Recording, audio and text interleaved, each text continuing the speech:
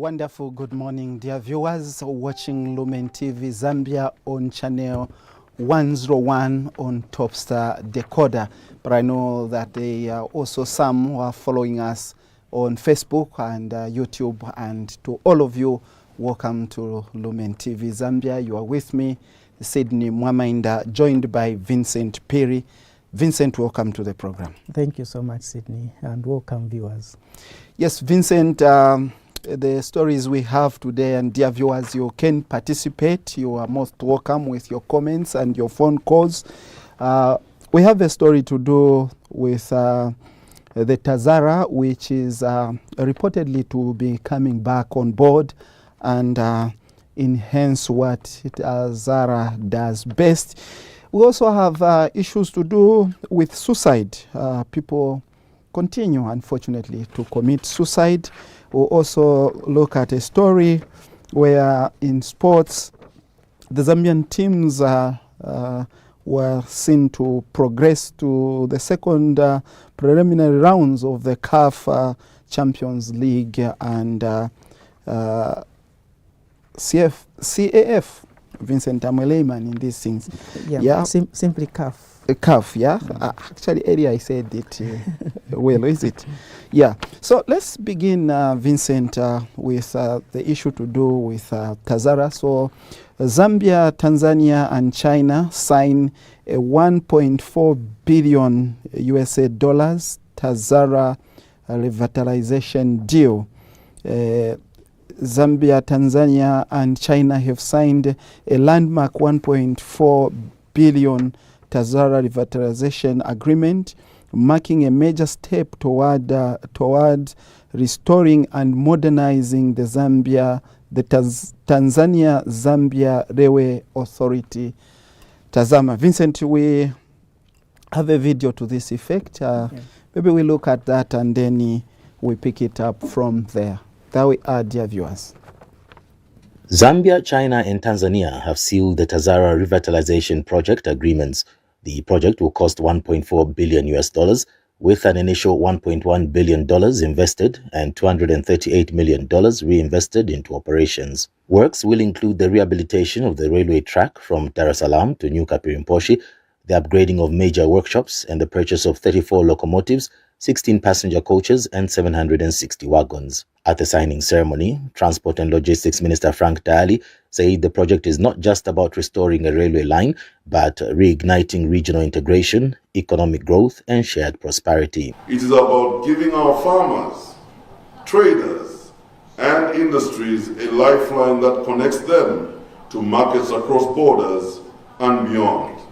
It is about giving Zambia, a land-linked country, immense opportunity for its economy to be able indeed to thrive. Tanzania's Transport Minister, Professor Makami Mbarawa, said the deal will bring jobs and economic benefits to both countries. This is not just about repairing a railway line. It is about building a modern, integrated logistic chain that can serve the entire SADC region, reducing dependency on southern routes and unlocking new economic potential for our countries. And China Railways Construction Corporation Chairman Dai Hegen said his company is proud to return to Tazara, which it originally built between 1970 and 1976. With work now set to begin, expectations are high that the revitalization will once again make Tazara a key transport corridor for the region. BC News, Lusaka. So there we are, dear viewers, Tazara coming back on board. For me, I think one project that excites me, and I know if you are a follower of current affairs in Zambia, there's one man called Dr. Proud. He always talks about Tazara, Njanji commuter, and all those things. For some years, Zambia, Vincent, continues to rely on foreign direct investment. But I think we need more of such partnerships. If indeed the phrase that Zambia is a landlocked country is to bring us economic benefits, such projects are ones that we need.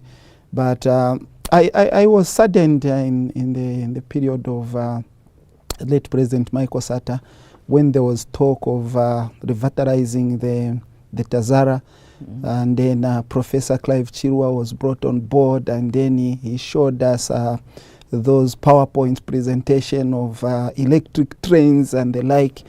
It appeared like Zambia was going in a different direction towards growth of our economy and the like. And all of a sudden, all the talk, all the plans came to nothing. But now we are beginning to hear about this. For me, it's excitement, but also my other thought is sometimes this type of management that we have or that we put in place, I hope they will be up to speed, and also the locomotives that we are told will be bought, 34 new locomotives, 16 passenger coaches, and 760 wagons. Hope there will be some kind of modern, because for the people, for me, of course, roads will always have their own challenges. We've had accidents in this Great North Road, a lot of them, and then it's also expensive. Train is a little bit cheaper if we are talking of people being poor, and then transport is also very expensive. It doesn't help a poor person out there. But this, I think, is something good. It is, Sydney. But if you look at the figures also that we are talking about here, we are talking about 1.4 billion kwacha, Sydney. Hope they are not slipping into someone's pockets. Dollars. I mean, hope they are not slipping in someone's pocket. But also, what we realize that this is money that needs to be paid back at some point, Sydney. And so far, Zambia is indebted with a lot of money. China is one of them, and other countries, Sydney. And now we are talking about 1.4 billion. I tend to think, Sydney, with the revitalization of the mines, some of these monies can be channeled, Sydney, to try and revitalize the Zambia Railways, and I mean the Zambia Railways, the Tanzania Tazara Zambia Railways, and so on. We should not really be going to China and get all this chunk of money, which at some point will be paying back, Sydney. And from the previous experiences, I think we haven't done well in terms of debt. In terms of paying back the debt. So I think we should think seriously, Sydney. And it's a good idea anyway, it is, but the money issues, that's where I think I'm kind of thinking this is money that needs to be paid back, and if we are not careful, it is our children that will suffer in future. But again, as much as we want to revitalize the Zambia railways, let us also look at how we can protect our roads. Because look, Sydney, Tanzania, Zambia, there are all these trucks that are carrying heavy duty materials, and our roads are still getting bad. As much as we are putting in the rail line and so on, but still our roads are getting bad. So I think as much as we want to do this, let us also come up with an agreement maybe with our neighboring countries and so on, to say, if you want to bring heavy duty materials, don't use the roads, use the rail line, because now we have the rail line and so on. Yeah, I think that is the idea, Vincent. That's the idea that more and more or lesser and lesser the traditional road should not be used for heavy goods like we see every time we are on the road in the Great North Road. You see you are finding a lot of these abnormal vehicles, a lot of these containers, copper, whatever, trucks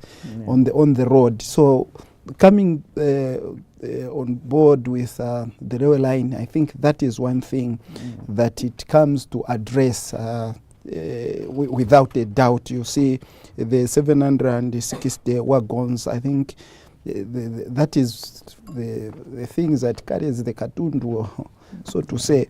Yeah, so I think the railway line comes in to actually relieve the traditional road, and I think that is good. Point to take is also that we need to ensure that the leaks for corruption are sealed. You see, because where there's a lot of money and where people also just concentrate on the receipts and what, we should go above that to say, yes, you've brought the receipts, but was the work done? And was it done properly, or it is just shoddy works and the like? Because there will be also need to work on the rails themselves. Yeah, so all that needs to be done, and then I think for me, yes, we may have Congolese, like you are saying, but this is a capital project which is a business, so to say. So if it is managed well, that's why I talked about management, which they will put in place. If it's managed well, this money can be paid using the same project. So it's not money that we are borrowing to eat, for example, borrowing and then take into social capitals, like giving it to the old or putting it into school, which may bring results maybe 20 years from now. But this is where you finish. The coaches are on the rails, and then they are transporting people. And people don't mind traveling. Sometimes trains travel at night, you see. People don't mind because it is cheaper. And if they are modern, like I said, then they will be more faster on the road, and they are comfortable, and people will say, the trains are okay. Yeah, I don't know. We only hope the Sydney things work the way you are saying, because look, I think the history has it that we don't really take these things seriously. 1.4 million will be given, and maybe just a few of these monies will go to use, and then at the end of the day, people want to pay back their loans, and the history that we have is bad, Sydney. We are looking at where we're coming from. Are we going to change now, or are we? If we're going to continue the way what we're doing, then things are not going to be okay, Sydney. Yeah, true. Though my confidence in this one is that there are 3 countries involved. So it's not only Zambia with there's Tanzania, the usual stories. There's Tanzania, there's China. So there's an agreement. So it's up to the 3 partners to ensure that what is in the agreement is what is taking place and what is happening. Okay, so the other story, Vincent, is this Chama man who has injured the wife and later on commits suicide. So a 24-year-old man in Chama district has allegedly taken his own life by consuming an unknown poisonous substance a day after attacking his wife with a machete. Eastern Province Police Commissioner Robertson Mwemba confirmed that Madson Kumwenda of Chilabila village, Chief Kambombo, committed suicide between 09 hours on September 27, 2025 and 11 hours on September 28, 2025. And Mr. Mwemba explained that Kumwenda and his 20-year-old wife Timanye Mutambo, whom he married in November 2022, and have 2-year-old daughter together, had been living peacefully until rumors emerged that Kumwenda had impregnated another woman, Kota Namfukwe of Chitanda village.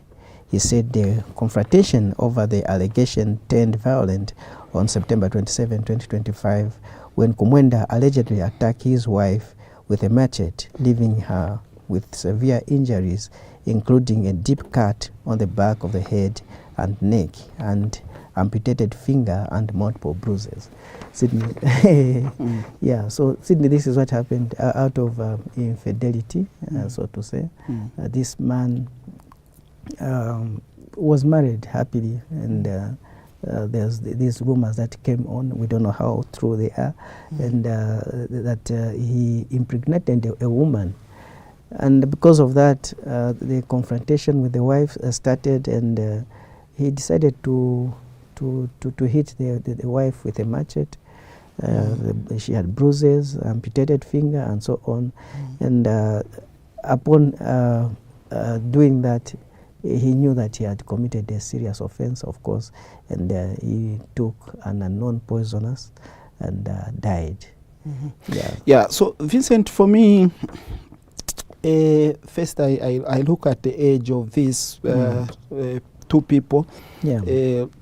We are told they married in 2022.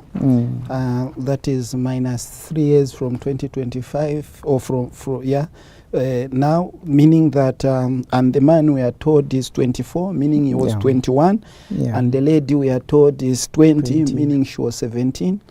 And yes, of course, Chama is in the village, but I think this is a matter square for each one. Matter square for each one. And but Josephine would be happy to tackle such a matter. But then looking at the age for me is that I think these are two people who are young. And you were saying there was a rumor of a pregnancy. I think no one hides a pregnancy. If it is there, it is there. And people say when a lady says it is that man, then it is that man. There's no point of pointing at someone who knows nothing about a pregnancy. So for sure this matter probably was there, is founded.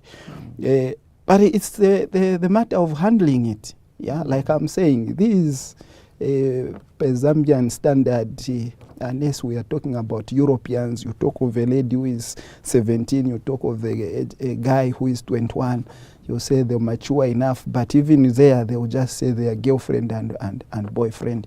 I know in the statutes, of course, I think for a mature, a lady should be 18 or so. This was a little bit young, I think. So even the issue of handling the matter, one who would run outside, say a word to the husband, do this. So I think they needed to be helped, counseled, but also for a man to be told how to take the marriage serious and how to handle yourself, and not to mess up, because look, went out again, impregnated someone, and then came back, failed to handle the mess, to clean the mess that you've created, and takes his own life, another mistake, injures the wife.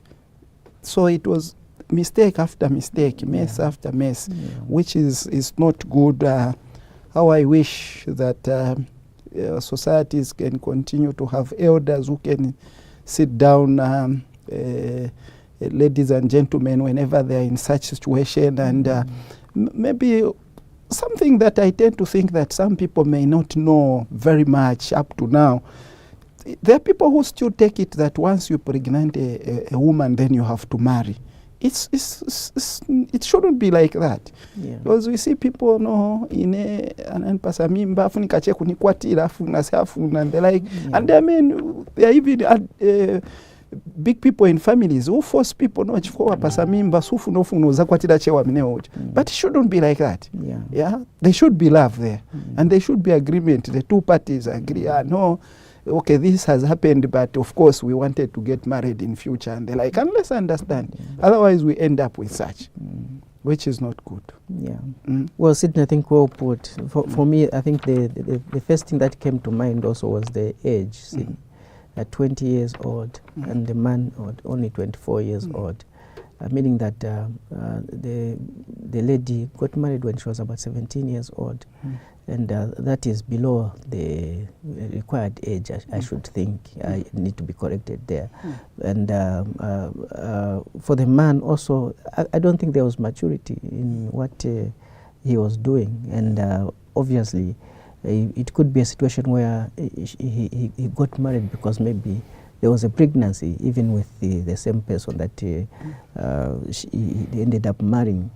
And yeah, maybe there was no love, and as a result, this situation happening. Because look, 2 years in the marriage, they just have a 2-year-old daughter, and already he's impregnating another person, meaning that there was something wrong there.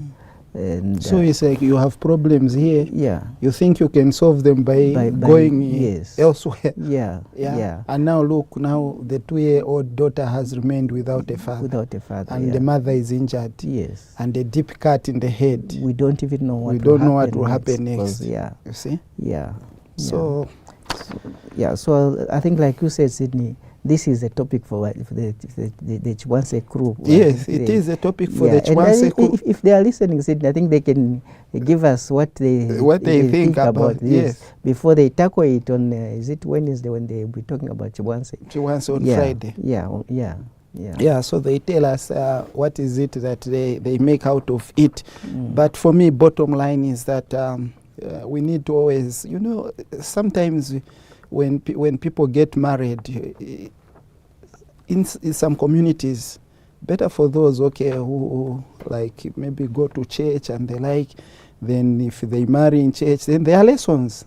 But sometimes in villages, one is impregnated, they just bring the lady, they start staying like that. And if you are vocal, they'll say, I'm lucky first, if life impunzise, then afterwards we'll see what will happen. Yeah, and in the end, we end up with such. So I think elders should take the responsibility upon themselves to just come to the aid of the young people that are staying together.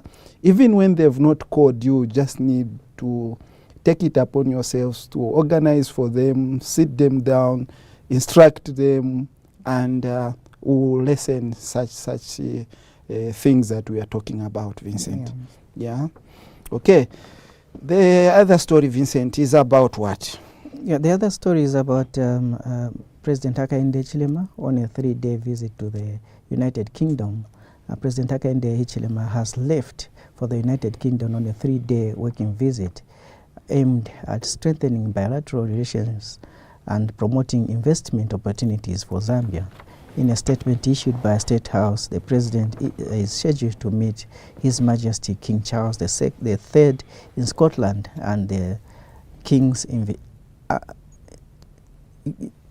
Scotland at the King's invitation. The visit is expected to reaffirm Zambia's long-standing ties with the United Kingdom, which dates back to the pre-independence era and has expanded it into wide-ranging cooperation.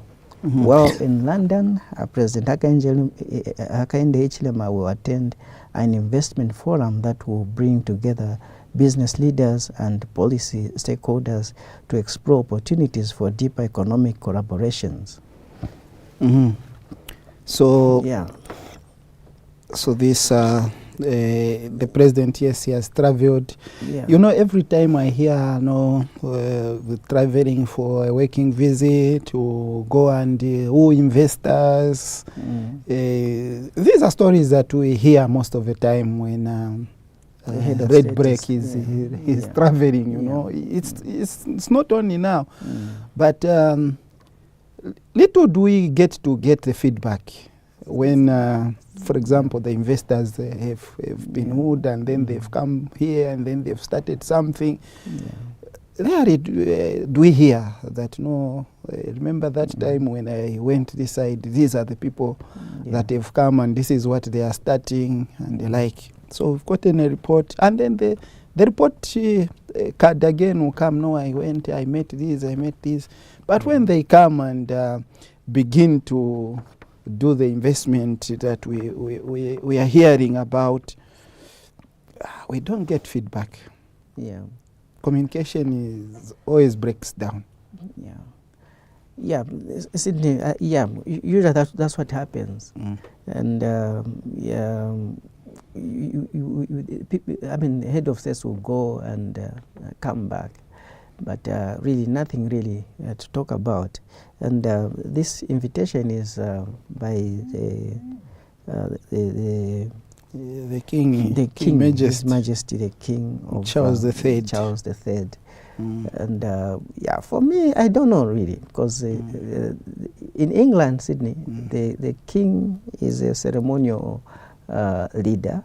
Yeah, but the government issues are run by a president. The Prime Minister. Yes, the Prime Minister of England is the one who is running the Now, if this is under invitation by the King, then means it's traditional affairs there. Yeah, it is traditional affairs, so to say. And these things that we are talking about, no, but he's talking about investment and so on. He says after. Yeah, but if those are what he's going for, then I thought maybe it was the Prime Minister of England to invite him and talk about those issues. No, I think the Prime Minister, or the King, His Majesty, has invited him. We don't know for what. Yeah. The visit is expected to reaffirm Zambia's long-standing ties with the United Kingdom, which dates back to pre-independence era, and have expanded into ranging cooperations. Now, that other paragraph, wow, in London, President Hakainde will attend. So this is another thing. Okay, he should we say maybe a forum. By the way thing. Okay, like you are going, and then you are invited here, but there's also this which is happening. So why that is something that is going to force himself. Yes. There. So why the King has invited him, we are not told. But okay, what we are told is, like we're saying, is something is ceremonial. Just to tighten the ties, Zambia, the friendship that has already been there. You see, so more like it's a holiday. Your friend calls you, you're on a break. Okay, come here. There's this thing which is happening here. Come and be with us. So look, you opened Parliament. You spoke very well. So now I think the parliamentarians have been debating. The new minister has presented the budget. Now I think it's time to come here and let's just see how share a little bit of notes, and then you met the traditional leaders. So you're also a traditional leader in UK. Zambia. So let me come there and come, something like that. But the meanwhile thing, I think for us is what sounds to be maybe more important. Not that ties between the UK, those that have been there before pre-independence, not that they are not important, but looking at the way, the trajectory that Zambia is at in terms of economics, in terms of the lives of the people, development and the like. Maybe the second part of where the president will go to attend an investment forum that brings about these business leaders, policy stakeholders, and to try to explore opportunities for deeper economic collaboration. That could be what may interest Zambia more than the colonial ties of Zambia and Britain. Yeah. So we hope that the president, he says, is our chief marketer. Yes. So we hope him the best. Come out. Something good will come out of this. He will write on his Facebook page. We ought to just keep our eye there. When he comes back, he will report. He's good at that, and he's main. Yeah. The other angle that I wanted to look at is the president said he is not going to make any travels. I read about that. Until Lungu is buried. But he has made one, Sydney. He's now gone to England. So is he standing by his word? I don't know. Yeah. That's just like we were saying, this funeral is taken far long. Yeah. And if it were funerals that we see in the compounds, or if the Rungu family was here and living in one of the compounds, we were going to have more stories that we may not like. Yeah. Because a person gets fatigued. Yeah, you can't be on one thing through and through. Yeah, so look, the courts said gave a judgment the other day. From there, it's quiet. We don't know what is happening. We don't know where we stand. You see, whether the families are again going for another petition, we don't know. So. Don't you think the president could have said, okay, now because of this situation, I will start my travels, before he just suddenly makes a trip? Vincent, with leaders, it's difficult to...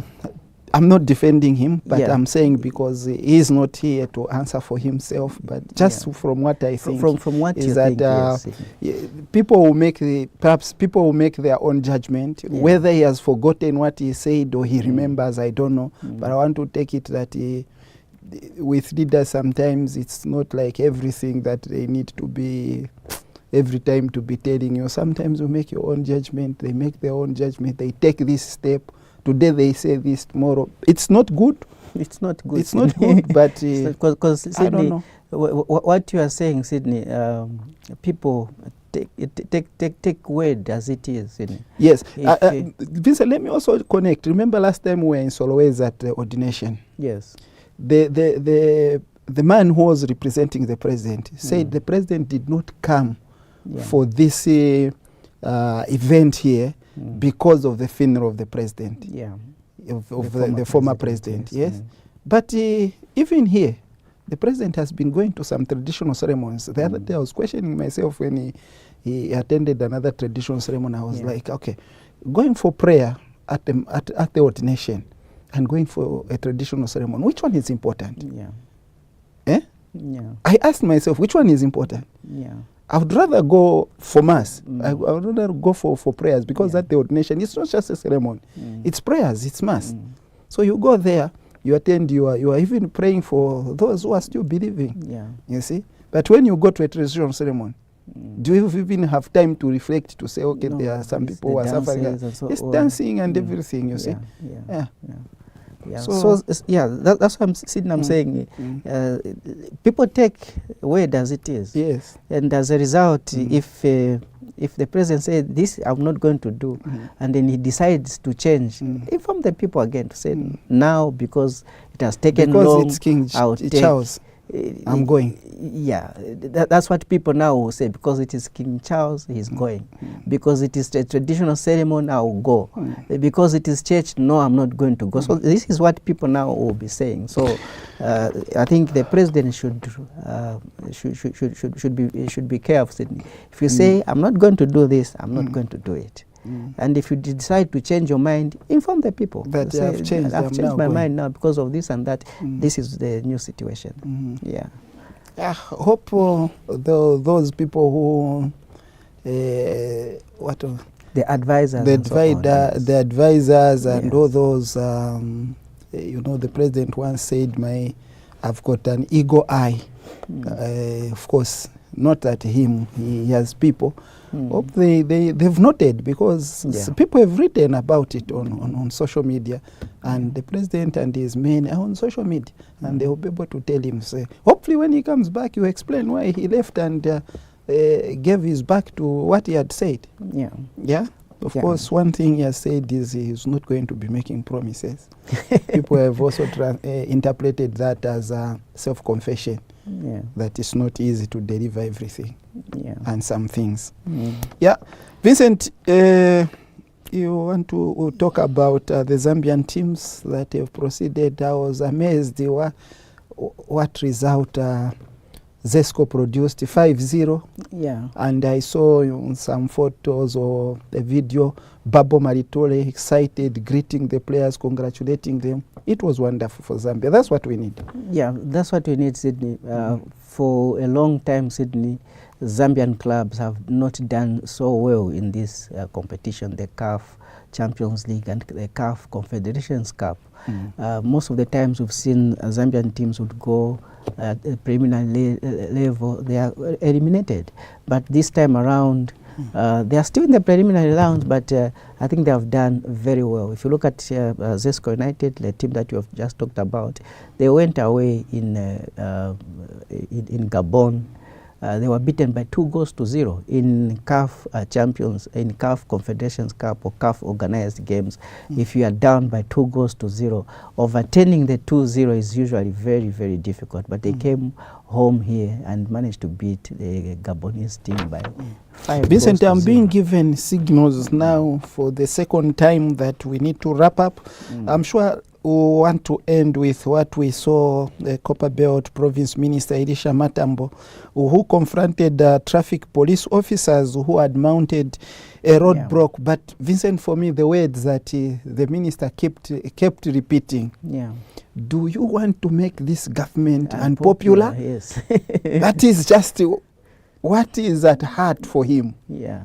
You want to make this government unpopular? Yeah. Yes, of course, perhaps the police were at fault. They can't mount a roadblock in the morning. But some people have said it wasn't a roadblock. What happens at that particular area is that the traffic lights perhaps are not there, they are not working, whatever. So they were controlling traffic and the like. And the other thing, the police kept on saluting 40 times in 2 seconds. Vincent, we'll end with that story. I don't know whether you have something to say, maybe a word on that, but then we'll see it. And maybe just that. A quick word, Sydney. I don't know. Was it appropriate for the minister to talk to the policeman like that with cameras on? I actually thought he could have summoned him, maybe even through the higher authorities, and then talk about it. Vincent, that is an executive way of doing it. If you are a manager, you are in management, administration, something like that, that's what you would prefer to do, etiquette and the like, respect of the other. But with politicians, they always come with cameras and the like. That is what makes votes for them. Like as I've said from the words, do you want to make this government unpopular? Everyone should hear that and should know that this government is against such. And from there, the clock is ticking for them and the votes are coming in. That is their interest. So we'll end with that, dear viewers. Thank you very much for having joined us. Join us again on Thursday. For today, we end with that video which some of you have seen, some of you may not have seen. But for today, bye and thank you very much. You want people to go for work late. What are you trying to do? You want to make this government unpopular. That's what you are trying to do. Well, how can you put a roadblock at 7 hours when people are going for work in town? How? You are doing this. Do the roadblock. Give people time to go for work from 06 up to about 10. Then you do your checkups. People are going for work at 7 hours. You are putting a roadblock on the road. Why? You want the government to be unpopular or what? From today, this road, when people are going for work, give them time, 06 to 10 hours. Let them go for work. Then 10 hours, you start your roadblock. So stop this, what you are doing. People are complaining there. They are going for work. Then you stop them on the road. From 06 to 10 hours, let people go for work. When they finish, when they're in their offices, they're working, put up your roadblock. What nonsense is that?